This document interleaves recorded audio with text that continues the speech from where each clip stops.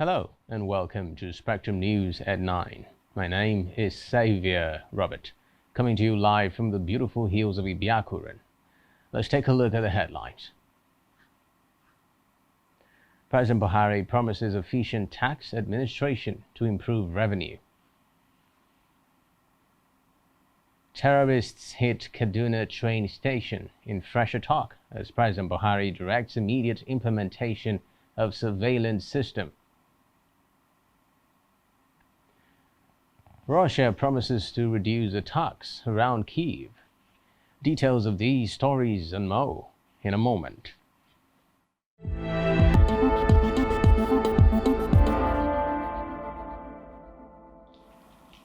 First, in our news tonight is a report that President Muhammadu Buhari has affirmed his government's commitment to an efficient tax administration to improve tax revenue in the country.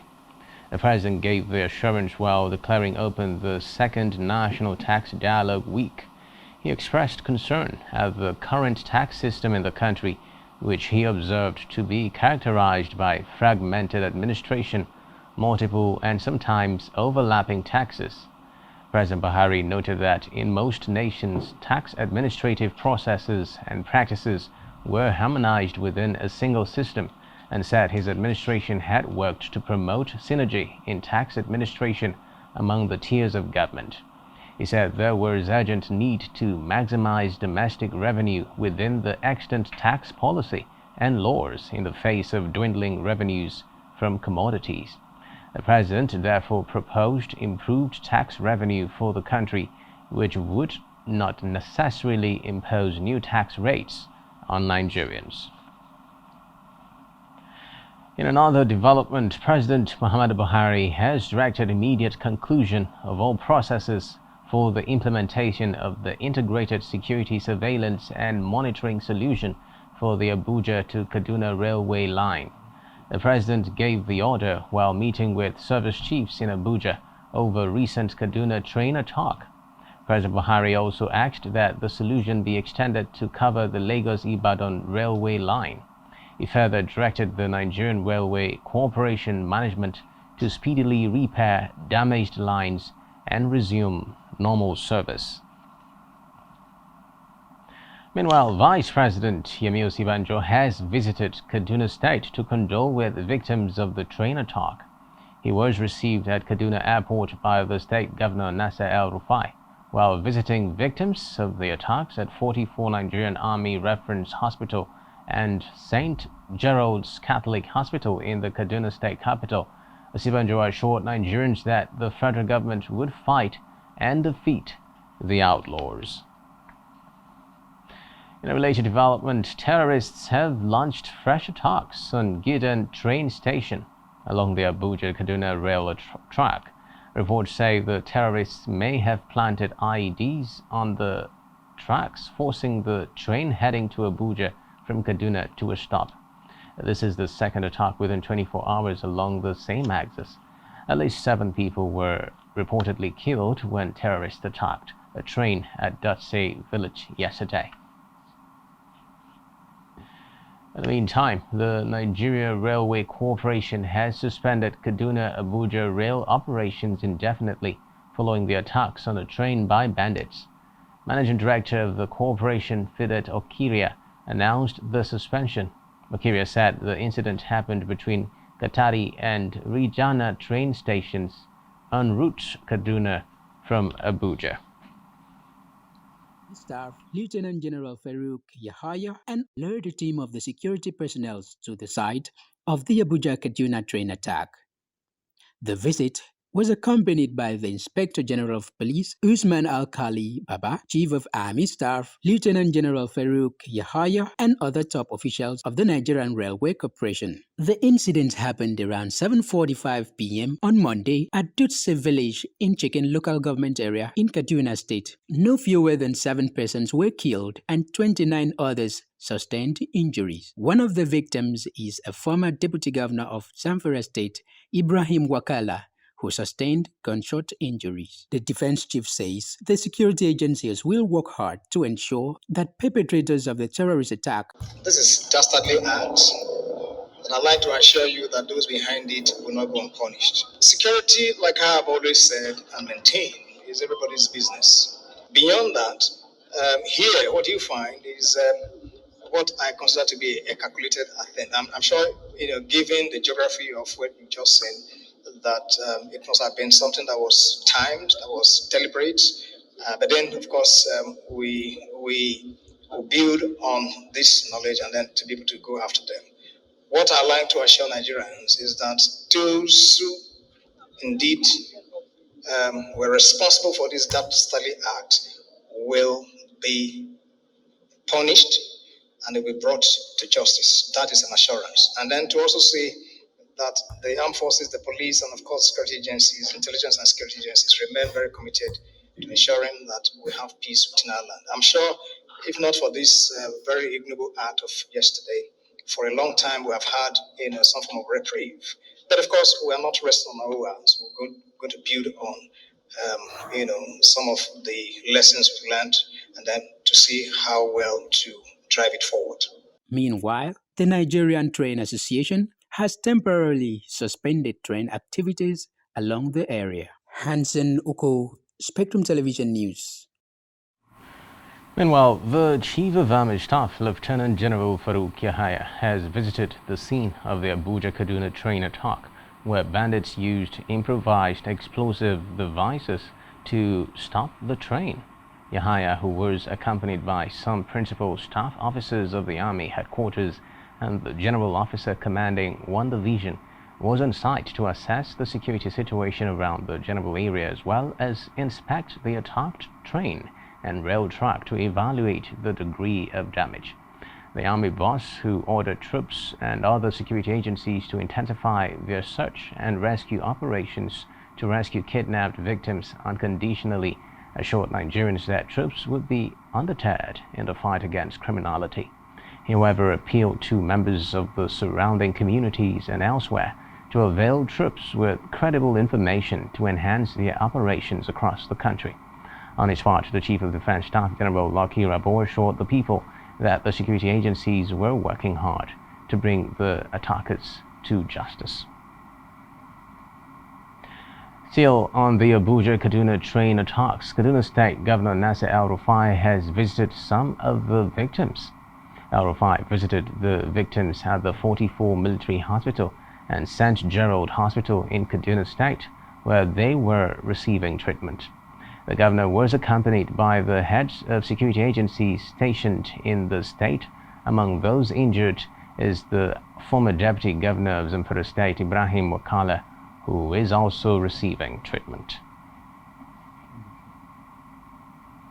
In a related development, Senate is calling on President Muhammadu Buhari to declare full war against terrorists in the country.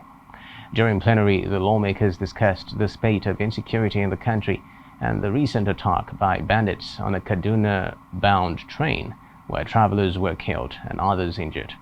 One of the lawmakers, Senator Gabriel Suswam, described the attack on the train as a pointer to the failure of leadership in the country.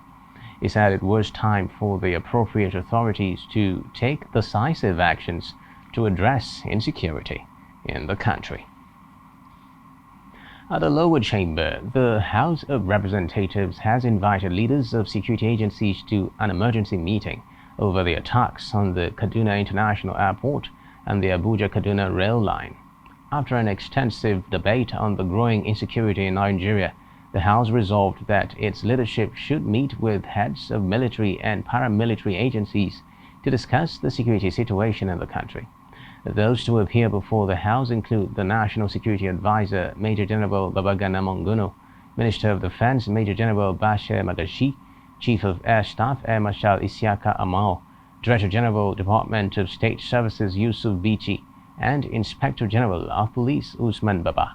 Others are the Minister of Transport, Rotimiya Mechi, Minister of Aviation, Hadi Sirika, Director General, NCAA, Musa Nuhu, Managing Director, FAN, Rabiu Yadudu, Managing Director, NEMA, Matthew Pajok, and General Manager, Nigerian Railway Corporation, Fidat Okiria.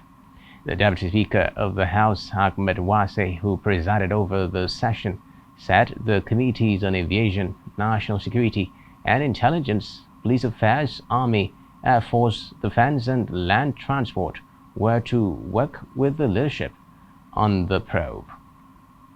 Still on legislative matters, President Muhammadu Buhari has asked the Senate to confirm 4 nominees as executive commissioners of the Nigerian Upstream Regulatory Commission. The President's request was contained in a letter read during plenary by the Senate President Ahmad Lawan. Those nominated by the President for confirmation include Commissioner Development and Production Dr. Nuhu Habib, Northwest Kano State, and Commissioner Economic Regulation and Strategic Planning Dr. Kelechi Ofwebu, Southeast Imo State. Others are Commissioner Health, Safety, Environment and Community, Captain Tonglaha John, South Delta State, and Commissioner Corporate Services and Administration Jide Adeola, North Central Kogi State. In a separate letter, President Buhari requested the chamber to confirm the nomination of Dr. Hale Longpet as Resident Electoral Commissioner representing Plateau State at the Independent National Electoral Commission. Meanwhile, President Buhari has written to the Senate seeking accelerated passage of a bill for an act to establish the Federal University of Health Sciences, Otukpo Fuso. This is as the Senate also received the National Senior Secondary School Education Commission bill transmitted to the National Assembly by the President. The bill was accompanied by a letter that was read by the Senate President Ahmad Lawan during plenary.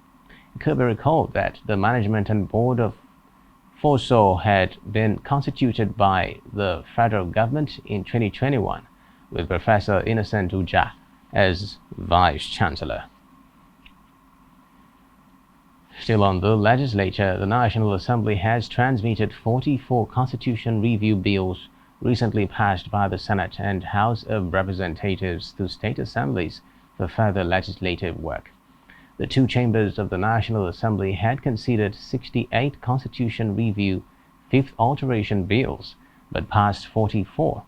The clerk to the National Assembly, Amos Ojo, made the presentation to clerks to the 36 state assemblies in Abuja.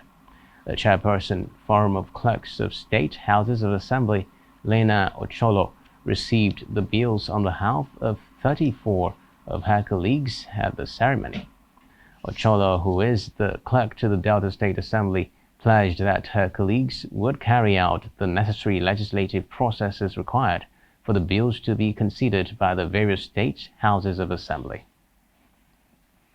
Away from that, the Federal Character Commission is calling on state governors to ensure implementation of even distribution of social amenities to Nigerians towards promoting national unity. Chairman of the Commission, Mohiba Dankaka, made the call during a one-day sensitization program for stakeholders from the North Central Zone. The theme of the event was promoting peace and national development through equitable distribution of socio-economic amenities and infrastructure facilities nationwide. Dankaka said the purpose of the workshop was to create an opportunity to engage stakeholders from the northern region, interact and exchange ideas to enable the Commission execute its mandates effectively. In another development, Minister of Water Resources Suleiman Adamu has pledged that the federal government will complete many abandoned water projects before the tenure of the present administration ends in 2023. Adamu, who made the vow at a media parley in Abuja, said the government made the decision to concentrate on completing many of the ongoing and abandoned projects it inherited. According to the minister, the projects categorized into high, medium, and low priority were awarded as far back as 1992 and the early 2000s. He added that the abandoned projects, which include irrigation, dam, and sanitation projects, had suffered neglect. Meanwhile, the federal government has established 6 Sustainable Development Goals innovation hubs in each geopolitical zones in Nigeria to boost social financing in states. Among other functions, Vice President Yemi Osibanjo announced the establishment of the SDGs hubs, the African Union Continental Workshop on Voluntary National Reviews for the 2022 High-Level Political Forum. The forum was hosted in Abuja by the Office of the Senior Special Assistant to the President on Sustainable Development Goals. Osibanjo said the establishment of the hub was to help Nigeria achieve effective implementation of the SDGs and serve as a mechanism for strengthening social protection. He noted that the strategic partnership embedded in the SDGs availed Nigeria an implementation context due to its large population, landmass, and ethnic diversity. On judiciary matters, Lagos Federal High Court Justice Akintayo Aluko has ordered the final forfeiture of a land belonging to ex-Minister of Petroleum Resources Diezani Alison Madueke. He gave the ruling following an ex parte application filed by the Economic and Financial Crimes Commission (EFCC).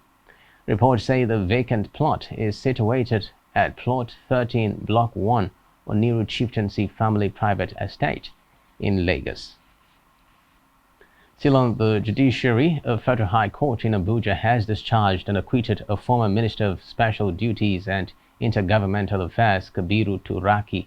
Turaki was acquitted of unlawful and criminal misappropriation of 715 million naira filed against him and 3 others by the Economic and Financial Crimes Commission. In his judgment, Justice Inyakwo nullified all the 16 counts preferred against the former minister by the EFCC on the grounds that his trial was not only illegal but unconstitutional. The judge's pronunciation followed the refusal of the Anti-Corruption Agency to give effect to a letter by the Attorney General of the Federation to make the case foul in respect of the charges available to his office. He stressed that any law enforcement agency that ignored or neglected the directive of the AGF did so at its own peril. National Population Commission is asking media professionals to educate Nigerians on why the country needs to reduce its national annual population growth. Executive Chairman Issa Kwara made the appeal in Abuja at a workshop for journalists on national population policy. The workshop was organized by the National Population Commission in collaboration with Africa Health Budget Network. Kwara said the population growth needed to drop by 2% by the year 2030 to accelerate development and demographic dividends. In education, the National Association of Nigerian Students (NANS) has continued daily protests in Abuja over the shutdown of the nation's universities as a result of the strike embarked upon by members of Academic Staff Union of Universities (ASU). National President of NANS, Sunday Asefon, said students from across the country had already converged on Unity Fountain in Abuja to express their displeasure with the ongoing industrial action in the university system. Asefon noted that the daily protests would continue until the union's demands are met, adding that a meeting of the leadership of the union would periodically assess the situation and direct their colleagues on what next to do. In a related development, President of the Christian Association of Nigeria (CAN), Reverend Samson Ayokunle, has criticized the Academic Staff Union of Universities and the federal government over the ongoing strike by lecturers across universities in the country. The CAN chairman, who spoke during the first quarter meeting of the council in Abuja, said ASU was impatient and disrespectful to him and the Sultan of Sokoto Alhaji Saad Abubakar by going ahead with the action, despite efforts to assuage it. Ayokunle said the Nigerian Interreligious Council, which he co-chairs with the Sultan, would have left ASU to continue, but for the future of the affected students. Meanwhile, management of the University of Calabar Unikal has directed all students to vacate their halls of residence with immediate effect. The directive was issued in Calabar in a statement by the institution's registrar, Gabriel Egbe, sequel to the strike embarked upon by the non-teaching staffers of Nigerian universities. According to the statement, the strike will adversely affect the provision of basic services in the halls of residence and the campus. It noted that the acting chief security officer of the institution had been advised to lock up all hostels as well as deploy security personnel to man the halls of residence. The management, however, enjoined students to take advantage of the strike to engage in activities that would add value to their lives. In politics, the Independent National Electoral Commission (INEC) is assuring Nigerians of the optimal performance of the bimodal voter accreditation system machine during election. INEC Chairman Mahmood Yakubu, who stated this at a retreat organized for national commissioners in Lagos, said the electoral umpire had identified challenges associated with the machine. The machine's malfunctioning has reportedly characterized recent elections conducted by INEC, including the Federal Capital Territory Area Council elections. So in politics, former Kano Governor Rabiu Musa Kwankwaso has dumped the People's Democratic Party (PDP) ahead of the 2023 Nigeria elections. Kwankwaso will tomorrow join the New Nigeria People's Party (NNPP) in the Federal Capital Territory (FCT). Reports say Kwankwaso, a grassroots mobilizer, has a strong fan base in the north, as well as a number of southern states. The former Minister of Defense and Kano Central Senator between 2015 and 2019 is a leader of the Kwankwasiya movement. In Anambra State, Governor Charles Soludo has appointed 20 commissioners to work with him. Soludo made the appointments 12 days after his inauguration. The former Central Bank of Nigeria governor took over from his predecessor, Willie Obiano. Upon resumption of office, the newly inaugurated governor had made 3 appointments. Still to come in the news. WTI crude falls below $100. Do stay with us.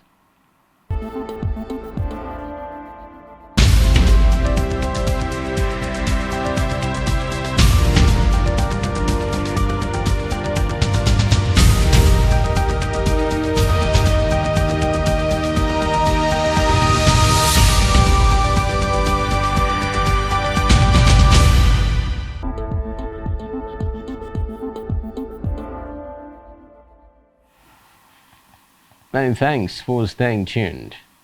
In Africa, hundreds of Ethiopians and Eritreans are protesting across various cities in the U.S., demanding that the U.S. government drop 2 separate bills which impose tough sanctions on people hindering an end to war in Ethiopia. The demonstrators say the policies would hurt ordinary Ethiopians and derail ongoing peace negotiations. One of the bills, the Ethiopia Peace and Democracy Promotion Act, was to be discussed by the U.S. Senate's Committee on Foreign Affairs. It has been sponsored by the Democratic Senator Robert Menendez from New Jersey and seeks to impose tough sanctions against individuals undermining an end to the 16-month conflict. Still in Africa, the Democratic Republic of Congo is expected to join the East African Community in a bid to boost its trade, social cohesion, and security. The official ceremony will be held virtually, followed by a summit to inaugurate the East African Community's new member state. Among the advantages for DR Congo is the integration of the east of the country into the common telecommunications space, which will reduce costs with neighboring countries. On the foreign scene, Russia has decided to reduce combat operations around the capital Kyiv and the northern city of Chernihiv. Russia's Deputy Defense Minister Alexander Fomin gave the undertaking after talks between delegations from the 2 countries in Istanbul. Fomin is among officials in Istanbul for face-to-face talks with a Ukrainian delegation. The announcement follows Ukrainian proposals for security guarantees aimed at ending Russia's invasion. Turkey's President Erdogan, who hosted the talks, called today's outcome a significant progress. Meanwhile, the U.S. Secretary of State Antony Blinken says Russia may not make good on its promise to de-escalate the tensions in Ukraine. United Kingdom's Prime Minister Boris Johnson also called for caution, saying he would judge Russia by its actions and not words. The mayor of Chernihiv said time would tell if the Russians stuck to their word. In the meantime, UK's Defence Secretary Ben Wallace says Britain is set to reinforce its military presence in the Arctic in the wake of Russia's invasion of Ukraine. He said the region was important for communications, trade and travel, stressing that it was important for the freedoms. Wallace said this as he visited troops at Bardufoss in Norway, a cold weather training base for Royal Air Force, British Army, and Royal Navy helicopter crews. In a related development, Turkey's President Tayyip Erdogan has declared that both Ukraine's Zelensky and Russia's Vladimir Putin are valuable friends as he sets the scene for talks in Istanbul. The president, who tasked delegates from both sides to secure a fruitful outcome, noted that the talks needed to yield concrete results. Erdogan said progress at the talks would pave the way for the leaders to meet and that Turkey could host that too. Meanwhile, Ukraine hopes to be able to evacuate more civilians from some towns and cities besieged by fighting. In a statement, Deputy Prime Minister Irina Verenchuk has said Ukraine will try to establish a route out of the encircled port city of Mariupol, where 160,000 people remain trapped. Recall that Ukraine had warned that some of the routes were unsafe because of potential attacks by Russian forces. And now it's time for the latest business and stock market stories. Here is Gideon. Thank you, Xavier Roberts. Good evening. It's another business day. My name is Gideon. In the news, we begin with Russian sanction as UK seizes first super yacht in British waters. The UK government had seized a first super yacht in British waters as part of sanctions against Russia. The £38 million yacht, named Phi, is owned by an unnamed Russian businessman. According to Transport Secretary Grant Shapps, the yacht owner has close connections to the Russian President Vladimir Putin. Meanwhile, the UK has introduced a series of sanctions against Russian individuals and businesses following the country's invasion of Ukraine. The 58.5 meters Phi was first identified as being potentially Russian-owned on 13th March, but its ownership is deliberately well hidden, according to the UK government. Let's look at the taxation situation in the US. A new minimum tax proposal in the US, in line with President Joe Biden's budget plan, says that 0.01% richest Americans would face a minimum of 20% tax on their income. The tax rate on households' earnings over $400,000 will increase from 37% to 39.6%. Also, the tax on companies increased to 28%, partially reversing cuts made under the Trump administration. According to the White House, the reforms would help reduce the nation's deficit by $1 trillion over the next decade. The proposal aims to capture the wealth created by the soaring stock market of the last few years. According to Gabriel Zuckman, an economist at the University of California, Berkeley, under the new proposal, the richest man in the world with a net worth of over $280 billion, Elon Musk, would have to pay $50 billion more in taxes over 10 years than under the current system. Amazon founder Jeff Bezos would face an extra $35 billion bill, while Warren Buffett would be charged $26 billion extra. On crude oil prices fell more than 6%, with Nigeria's Brent price benchmark falling below $104.98 per barrel, and West Texas Intermediate WTI crude falling below $100 per barrel mark today, after the Russian Deputy Defense Minister said that the country has decided to cut military activity near Ukraine's Kiev and Chernihiv as peace talks with Ukraine ended in Istanbul. Also, the expectations of lower demand increased after reports showed Shanghai lockdown could reduce oil demand by as much as 200,000 barrels per day. Meanwhile, Major oil producers will meet to discuss their supply policy for May, and the group has signaled it will endorse an increase of 430,000 barrels per day in output. In Nigeria, Herbert Wigwe makes 455.35 million naira after Access Holdings listing. New appointees Herbert Wigwe, the group managing director of Access Holding, and Roosevelt Obonna, the managing director of Access Bank, amassed 468.82 million naira after the listing of Access Holding in the capital market. According to reports, Access Bank delisted from the Nigerian Exchange Limited on Monday and was replaced with Access Holdings, with Herbert Wigwe taking up the group managing director's position, while Obonna stepped up from deputy to become MD of the bank division. Following the listing, Wigwe and Obonna's total investment value in Access Holdings rose by 3.01% as the value of the firm's stocks appreciated after demand for its shares rose amid bullish sentiment. Wigwe made a total of 455.35 million naira from his direct and indirect shares in one day. This gain lifted his investment in the financial institution to 15.55 billion naira from 15.10 billion naira he held in the company on Friday. It's time for the Nigerian stock market report. The bears keep dominating the market.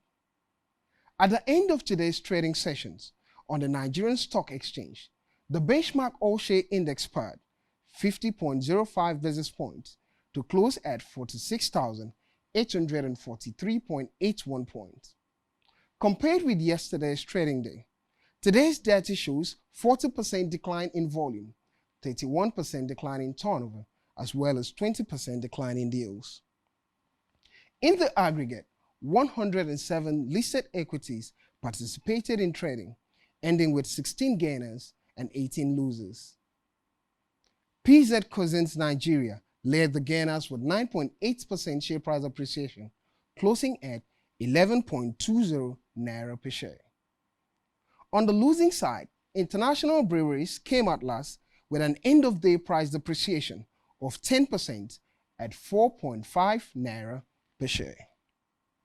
Charms recorded the highest volume of 30.4 million traded shares. This is all on business news, and over to Xavier Robert for the rest of the news. Many thanks, Blyden. Still to come in the news. Nigeria fails to qualify for Qatar 2022. Do stay with us.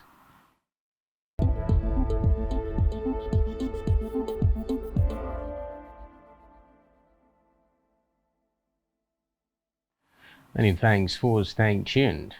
In health, federal government has been urged to set up diagnostic centers for proper medical management of children with Down syndrome. The appeal was made by a non-governmental organization that advocates for people with Down syndrome. The NGO noted that the availability of diagnostic centers would limit the rate at which parents guessed and became apprehensive when they had children with the condition. Down syndrome is a genetic chromosome 21 disorder that causes developmental and intellectual delays and is commonly caused by chromosome replication errors, in which there are 3 copies of chromosome 21 instead of 2. On a COVID-19 update, Nigeria Center for Disease Control has confirmed 45 new cases out of the new cases reported from 5 states and the FCT. 27 are in Lagos, 10 in the FCT, 3 in Rivers, 2 each in Bauchi and Kaduna, and 1 in Kano till date. A total of 255,341 cases have been confirmed, 249,566 discharged, and 3,142 deaths recorded from across the country. In sports, the Super Eagles were today denied a World Cup ticket to Qatar after a 1-1 draw with Ghana at the MKO Abiola Stadium in Abuja. The first leg game in Kumasi had ended in a barren draw leaving the Ghanaians to qualify on the away goal rules. Arsenal midfielder Thomas Partey had put Ghana in front early in the first half before Troost Ekong converted a penalty to level affairs minutes later. However, the Super Eagles could not find the crucial second goal to qualify for the World Cup. It's over now to Bright James for other trending sports stories. Thank you, Steve Roberts. Good evening and welcome to the Sports Desk. I am Bright James. We begin from Formula One, where Formula One's drivers are preparing to ask for more input over where the sport races in future.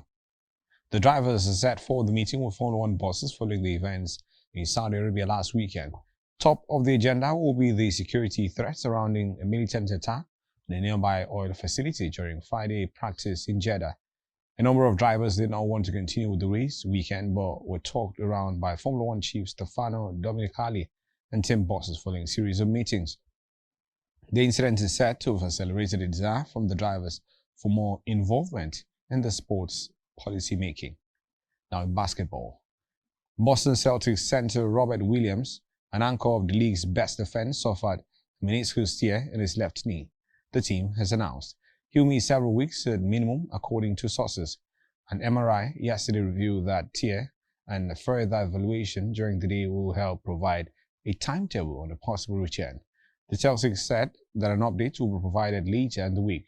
Williams is number one among 169 players in the league who have defended 500-plus shots as the closest defender per second Spectrum tracking. Only Williams has held opponents under 40% shooting.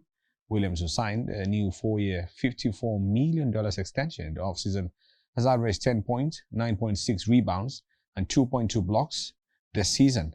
He has shot 73% from the floor. Now, to football, where Barca president Juan Laporta has confirmed the club have already completed 2 signings ahead of the summer transfer window, but said they're not considering bringing Lionel Messi back to the club. Laporta did not name the signings, but ESPN previously reported Barca have agreed deals with Chelsea defender Anthony Christensen and AC Milan midfielder Frank Kessie ahead of their contract expiration with their respective clubs in June. However, Laporta said a return of Messi is not on the table. Messi left for PSG on a free transfer last August, but had been linked with a move back to Camp Nou after he was jeered by the Ligue 1 club's fans following their elimination from the UEFA Champions League. Now, Belgian footballer Miguel Van Damme has died at the age of 28 following a long battle with leukemia. Van Damme's Belgian top-flight club, Cercle Brugge, said words are not enough to describe what we feel following these sad news earlier today. The goalkeeper was first diagnosed with the disease over 5 years ago. Van Damme was initially diagnosed with leukemia during medical prior to the 2016-2017 season, but the disease returned again in 2019 and 2020. He and wife, Kiana Kobelere, became parents to daughter Camille last year. Kobelere wrote on Instagram, "Dearest darling, Daddy left for his last match last night. A match that can no longer be won. You left us very slowly, yet you did it again in your own way. Very strong. Rest now, darling. You have more than earned it. You are now freed from all pains." And that's it on sports news for this evening. Over now to Beach O'Brien for entertainment news. Thanks, Bright James. Hello and welcome to the Entertainment Desk. I am Beto Bryan. First on our bulletin this evening, Anthony Anderson's wife, Alavina Stewart, files for divorce after 22 years of marriage. American actor and comedian Anthony and his wife, Alvina, have called it quits after 22 years of marriage. Stewart is demanding spousal support from the 51-year-old actor and comedian. Stewart did file for divorce in a Los Angeles County court, citing irreconcilable differences as the reason for their breakup. According to documents obtained by The Blast on Monday, 28 March 2022, the documents contained Stewart's request for spousal support from the 51-year-old actor to include all gifts and inheritance, all assets, earnings, accumulators, and debts acquired by petitioner prior to the date of the marriage and after the date of the separation. The exact nature and extent which are unknown The document reported states that it is not the first time she will be filing for divorce from the comedian. Stewart filed first for divorce in 2015, but dismissed the petitions and got back with Anderson. The crisis started brewing in their marriage again in 2018 after Anderson was accused of hitting a woman. He, however, denied the allegations. It will be recalled they tied the knot back in 1999 after meeting in college at Howard University. They have 2 adult children together, Kira 26 and Nathan 22. This means she wouldn't be asking for child support. Away from the marital crisis, Anderson has enjoyed lots of success in his career path. He was nominated for a 2017 Golden Globe for Best Performance by an Actor in the Television Series for his work on Blackish, and more recently, he received his 7th nomination for Outstanding Lead Actor in a Comedy Series at the 2021 Emmy Awards. The actor grew up in Compton, California, and was educated at Hollywood High School Performing Arts and then Howard University. He started doing stand-up at Comedy Act Theater, which led to a role at the NYPD Blue and Malcolm and Eddie. He then proceeded to appear on Law and Order and The Shield, amongst others. Away from the story now, Cardi B's Invasion of Privacy is the first album to have all songs certified platinum or higher in US history. The rap singer Cardi B has again made history with her debut album, Invasion of Privacy. According to the Recording Industry Association of America, RIAA, it is the first album to have all songs on it certified platinum or higher. Cardi B, responding to the news, captioned a post on Twitter, "Amazing, can't wait for my second album. Thanks for all the love and support." The I Like It singer wrote in a Twitter post embracing her fans. Although Cardi B's Invasion of Privacy was released almost 4 years ago, its success is yet to slow down. As we reported, the album was the first female rap album to chart for 200 weeks on the Billboard 200. Besides landing #1 spot on the Billboard Top 200 in 2018, Billboard also highlighted its lead single, Bodak Yellow, as one of the songs that defined the decade when it was released. The release of this particular song received massive attention, with Big Boy describing the pop culture moment as, and I quote, "She left an indelible mark on the summer of 2017, not only because she rewrote history, but because she gave hope to the have-nots, the people who were too scared to dream because they were repeatedly told no," unquote. The album received so much praise that it earned her a Grammy Award for Best Rap Album in 2019. And finally, on our bulletin this evening, Donald Glover hires Malia Obama as writer on new Amazon series. Donald Glover has confirmed that Malia Obama has joined the writer's room for his new Amazon series. According to Vanity Fair, the Emmy winner confirmed Obama's addition, describing her as an amazingly talented person. He did add that she really is focused and is working really hard. He did say he feels like she's just somebody who is going to really have good things to come soon. Her writing style is great. Speaking on her addition, Steve Glover described Obama as a writer with a unique perspective on everything. So they did say they want to work and hear her stories and have to work with her. Also listening to her stories and also having involved really good ideas coming from Obama. They also did go on to say that very little is known about the series and it would be saved like a Beyonce-like figure, according to Variety reports. Glover had signed a multi-figure deal with the streaming platform in February 2021 when Obama joined playwright Johnny Nabers on a yet-to-be-titled project. And that's our package from the entertainment desk this evening. I am Beto Bryan, thanking you for watching. Over to Xavier Roberts. Well, that's all we have for you at this time. Do ensure to follow us on social media and subscribe to our YouTube channel, all of which you can find on our website, SpectrumTv.ng. You have been watching Spectrum News at 9. My name is Xavier Robert. You have a terrific night, guys.